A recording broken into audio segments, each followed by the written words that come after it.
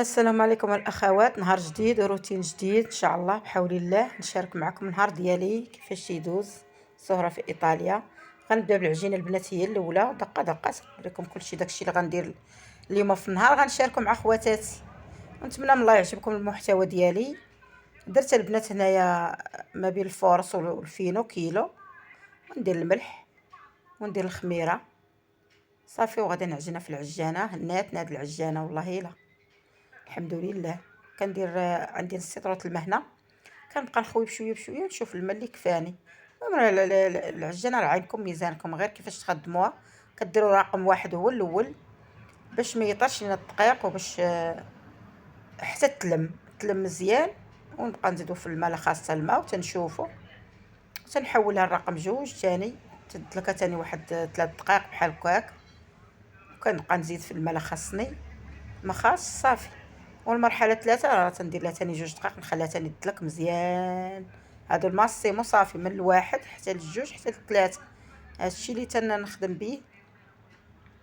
في الاول ما فهمتش ليها والله الا، في الاول ما عرفتش ليها، قالت لي اختي، حيت اختي عندها وجربت الطريقه بحال صافي. ولكن راه الخبز البنات والبطبوط المسمن كيجي فيها رائع تبارك الله ما شاء الله، ما نقولش لكم، غير زعموا عليها وخذوها البنات. هنا درت يدي في شويه الماء باش نهبط العجين، باش ما بلا ما يلصق ليا في يدي. وديروا الزيت، ديروا حتى الزيت، كنهبطها كامله صافي. نتوما تشوفوا معايا نخوي داك المغزل ديالها.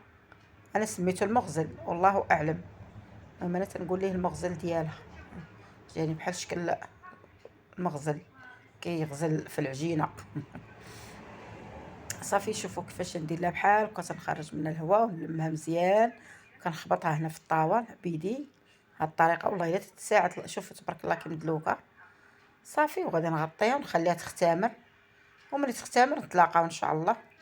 هنا العجين ديالي اختمر البنات وجا على مزوينات تبارك الله. صافي هنا جيت فوق الميده فين تناكل، خويت الفينو وغادي نلولب صافي. ما احتاجش لا قصريه لا والو، مع العجينه عندي مطلوقه. كنهز شويه الدقيق وتنغبر باش ما تبقاش لاصقه ليا في يدي بزاف. وغادي نلولبها. شوف راه ما تنلولبش انايا، غير تنجمع. والله الا الطريقه راه فنه. حتى هانتوما شوفوا في نفس الوقت غادي نقرصها، وما غتكون لا قاصحه لا والو، تتجي رخوه وزوينه صافي ما شاء الله. وغادي نحط الخبيزات ديالي بعد ما قرصتهم كملتهم في الدكراس، غنخليهم يختمروا ونطيبهم. هنا البنات الزبده البلديه زهره في ايطاليا.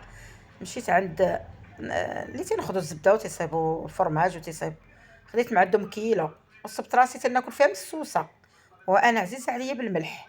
هنا البنات غادي نغسلها بالملح مزيان، وغليت الزعتر اللي راه غليته هو الاول وخليته يبرد. حتى ما غليو الزعتر حتى بالليل، يكون بارد بارد بارد بارد بزاف، انا ما كانش بارد بزاف.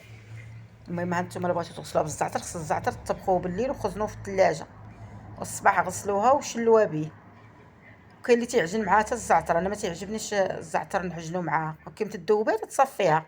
الا بغيتي دهني بها شي حاجه، كنت نشوف جده الله يرحمها كانت دير الطريقه، كانت تعجن معاها حتى الزعتر. والوقت اللي تبغي دهن شي طرح ديال البطبوط ولا مسمان ولا، كتصفيها وتزيد الصفايه وتصفيها ودهن صافي. هنا غنغسلها شي 3 المرات ولا 4. الماء صافي تبارك الله. من الروبيني هنا في ايطاليا عندنا الماء بارد مع هابط غير من الجبال، ما نقولش لكم الماء بارد بارد بارد بارد على مزويناتو. صافي غسلتها مزيان حتى ما يبقاش فيها ريحه. هما اصلا غاسلينها في الحقيقه، ما كاينش فيها اللبن بزاف.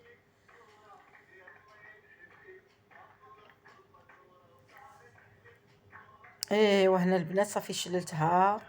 غنجيب الزعتر كما قلت لكم راني ما دافي، ومني غادي نخوي عليها غنحس بها بحال غادي طلقات ليا بزاف، غندخلها بزعتر بكلشي. لا المجمد ها هو الزعتر شتو، وماشي زعتر المغرب، زعتر الطالين ماشي بحال زعتر المغرب الحقيقه.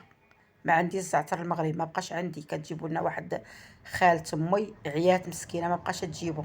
هنا البنات ملي كبيت بان ليا راه عندي الزبده بدات تذوب، زيتها ببانيو ومسحته ودخلتها للكونجيلاتور، وملي دخلتها وبديت نتصفيها صفيتها فات الصفاي، ما ضاعت ليا حتى حاجه، خويت غير الماء وهي جمدات. غنجيب الصبيرات اللي عندكم، يا ميكا يا دجاج يا اللي قراع يا فاش ما حبيتو.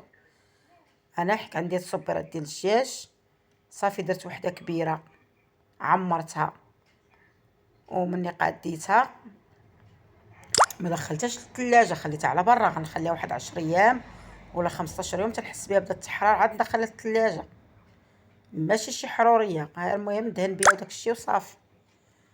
وهادي غنخليها للدهن، ندهن بها البطبوط، نديرها في الخبز، ندهن بها بالسمان. المهم اللي جا قدامي ندهنوا بها الكومير، تعمريه بها. المهم زوينه. هانتوما شوفوا الطريقه البنات المبتدئات، تعلموا توصلوا الزبده بلديه غزاله تبارك الله. الكبيره غادي نعمرها حتى هي، ندير فيها ديك الزعيتر كما قلت لكم، ندير لها بلاستيكه ونخشيها في شي بلاصه بارده، ونخليها تعطي فيها ريحه السمن شويه ماشي بزاف. انا ما غارديش باحرار، تولي فيه غير واحد النسمه ديال الحروريه باش ندهن البطبوط والمسمن والبغرير وحتى الحرشه تحطيه فوق منها.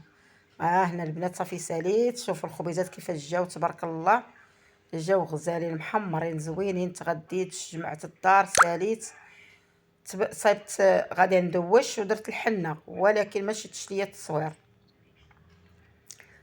هنا البنات شوفوا الخبيزات تبارك الله كيفاش جاو، راه جاو تيحمقوا على مزوينات. انا حتى البنات كنت ندير واحد الطاليه ديال الحمام الحنه، غادي ندخل الحمام درت الخزامه ما مدقوقاش، ودرت الورد ما مدقوقش، ودرت السواك، ودرت البنات القرنفل، ودرت الماء وطبختو، وغادي نطبخهم على البوطه حتى يتعقروا ليا مزيان. ونخلط واحد البانيو ديال الحنه اللي غزال ما شاء الله، وطليت بيه شعري وبركت واحد 3 سوايع، ودرت السلوفان ودرت الزيف. وفي العشيه عاد دخلت الحمام. ونقول لكم البنات الريحه بقات تتوكوك، نسيت غير الحرقوس ما درتوش فيها.